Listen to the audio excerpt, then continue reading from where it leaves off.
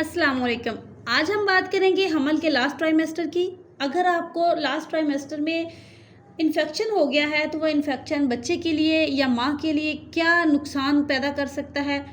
पहला नुकसान, बच्चे की वक्त से पहले डिलीवरी हो सकती है। दूसरा, माँ का प्लेसेंटा जो है वो रप्चर हो सकता है। तीसरा, माँ के पेट के में निचले हिस्से में शदीद दर्द या हल्का फुल्का दर्द, दोनों अलामत में से कोई भी अलामत हो सकती है। पेट के निचले हिस्से में मुसलसल दर्द रह सकता है, टांगों में दर्द रह सकता है। तो इन्फेक्शन की अलामत हैं कि आपको पेशाब करते हुए जलन महसूस होगी, हम बिस्तर के दौरान दर्द महसूस होगा, या आपको वजाइना में खारिश महसूस होगी, या आपको जो पानी पड़ता है उस पानी में से स्मेल आएगी। अगर ऐसी आपको कोई है अलामत तो आपको टाइम से जाके अपने डॉक्टर को चेक करवा लेना चाहिए।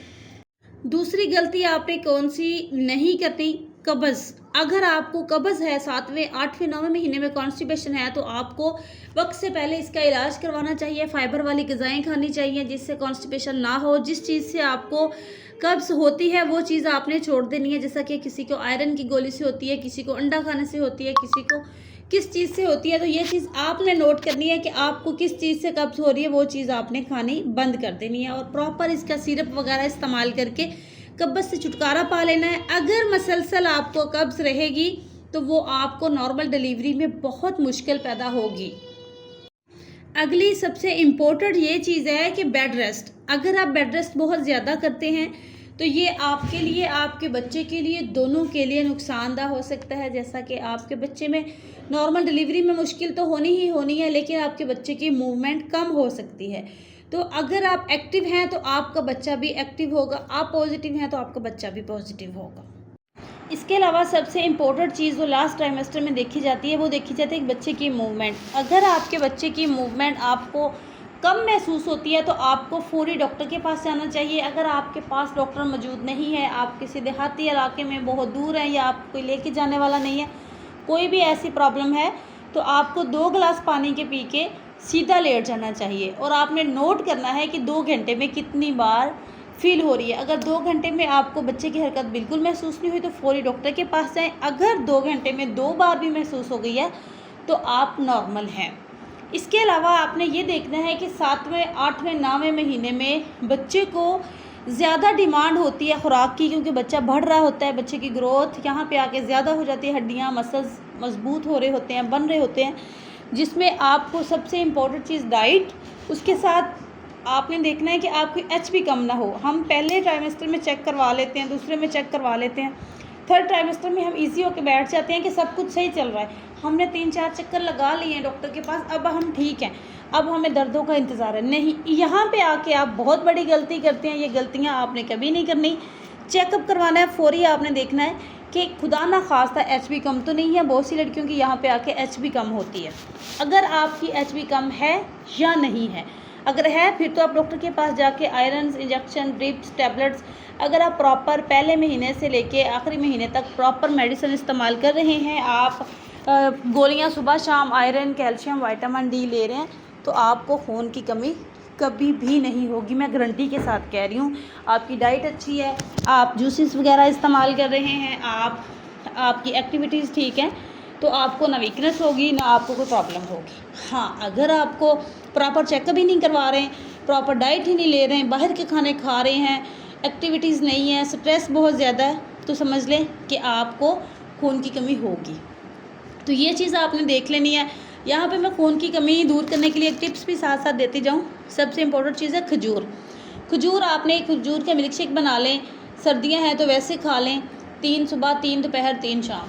मैंने टिकटॉक पे भी इस हवाले से बहुत सी वीडियो बनाई हुई हैं, छोटी छोटी।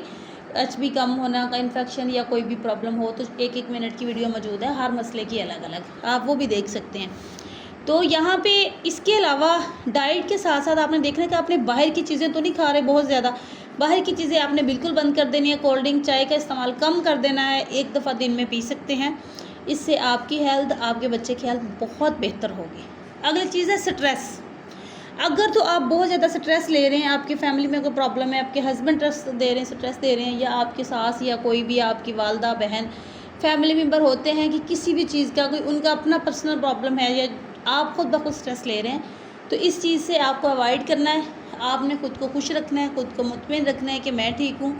आप पॉजिटिव हैं तो आपके बच्चे पे बहुत पॉजिटिव असर पड़ेगा। आपका बच्चा भी खुश होगा, बच्चे की माँ के साथ बॉन्डिंग होती है, बच्चा सुनता है, बाहर का माहौल देखता है, देखता नहीं है, सुनता है, फील होता है बच्चे को, तो जो कि बहुत ज़्यादा बॉन्डिंग होती है माँ के साथ। इसके अलावा आपने लास्ट ट्राइमेस्टर में जो काम करना है, सबसे इम्पोर्टेंट, आपने अपना डॉक्टर चूज़ करके रखना है कि मैंने फ़लाँ डॉक्टर से डिलीवरी करवानी है।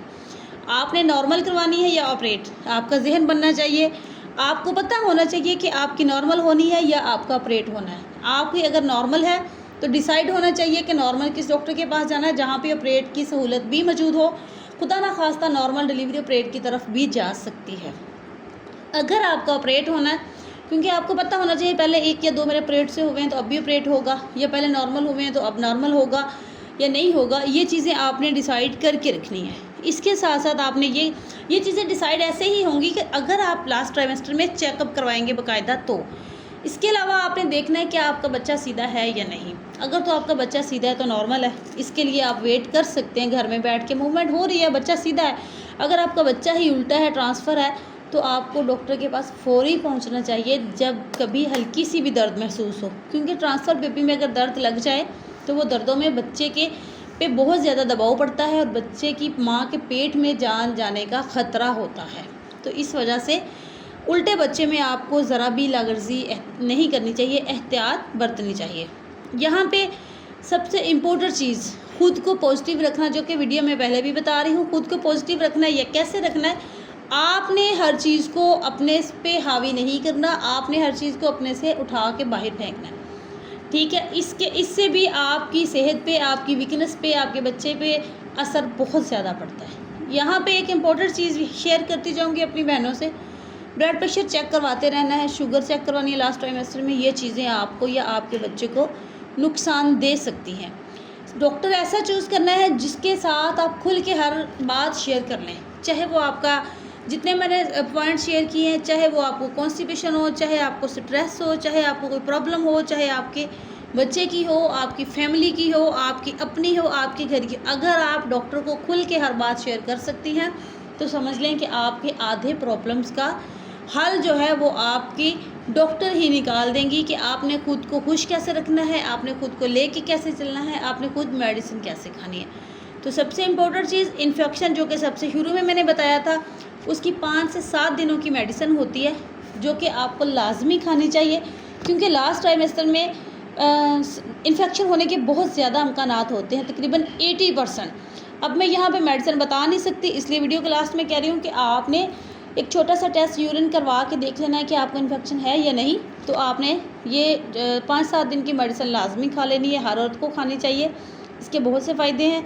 मुझसे कोई बात डिस्कस करना चाहते हैं तो मेरा व्हाट्सअप नंबर मौजूद है, मुझे वहाँ पे आके आप मैसेज कीजिएगा, मैं ज़रूर रिप्लाई दूँगी।